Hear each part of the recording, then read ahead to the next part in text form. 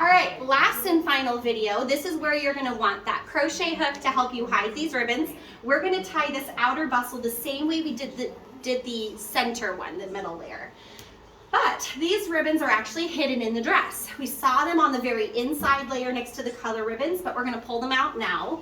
So right here at the top of, kind of at the top of the waist here, there is a little ribbon knot on either side of the zipper. So I will just pull that. Now keep in mind that this is coming through fabric. So there is gonna be a little bit of resistance. It's not so bad, but you just pull until it stops. It's about 18 inches, so just over a foot for each one. When it stops, the little button that's on the back hits the back of the fabric. So again, this is not gonna rip your dress. This is nice and strong. So we have our center point here. If we go over about 5 inches and then down an inch over here closer to her hip, there is 2 more knots. These ones are right next to each other. And then same thing on the left side. So we're just kind of hanging out there. These appliques are not mirrored, so they're kind of on different spots. But we have 1, 2, 3 sets of strings. Same thing through here with those loops. We're gonna have 1 down the center layer and 1 on each side. You can look on the back side and find those loops that same way. But I'm just gonna gently lift this up, and immediately here on the left, I can see that it's kind of attached in a spot here. And there is my little bead, so I'm gonna pull that out. This one is on the left side, and I sewed a piece of lace there to kind of help give it some strength so it doesn't rip out. So I'm just gonna push that piece of lace down, and there's my loop. So this one's going to the left side. Same thing, tie this up. Now, this is coming up a little higher. If you're feeling like this is like pulling, I usually just stick my knee up under to help support that fabric. It's pretty lightweight, but you do want to make sure it's not drooping down. And then just tie that into a bow. I will display how to hide these. You can do it without that crochet hook, but it helps if you have your nails done or if you just don't want to do it this way.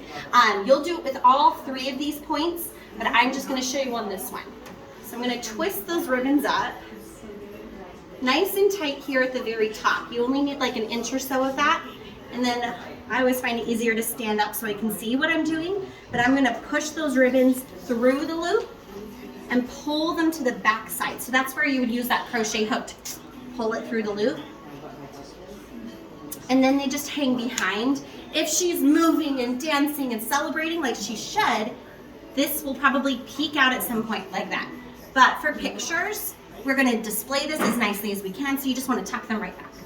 So there's that one. We're gonna do the same thing here on the other side. Again, I'm just lightly lifting. Right here, there's a little leaf. Same thing, push that leaf down. That is just there to support it. And there's that loop. We're tying this one up. It doesn't matter if you start on the left or the right. These just need to be tied up.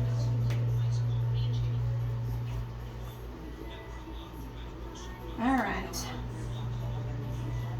So there are all of those. Twist up, stick back down. So if you tie any of these in knots, it's not a big deal. The only time it becomes a big deal is if you tie the center one in a knot, because it is over her zipper. When it's time to get her out of the dress at the end of the night, you have to let that point down. If you tie it into a knot, you're gonna have to clip it with thread, or no, you'll have to clip it with scissors so it can come down.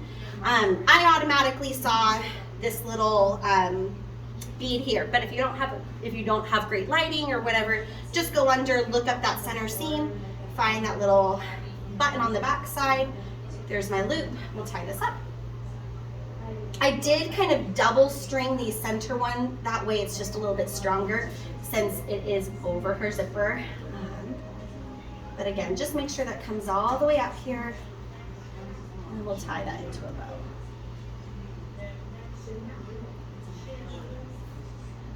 When you undo this, just be careful, just like when you're untying your shoelaces, if you're being too crazy, you can tie it into a knot. So just be careful, do it one string at a time.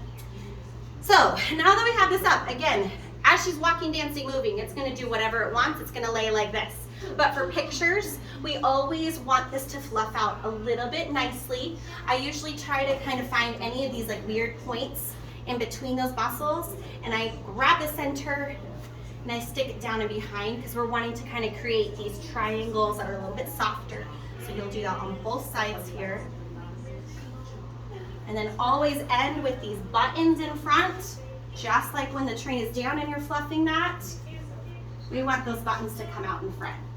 And that is her 11-point bustle. 13. 13-point bustle.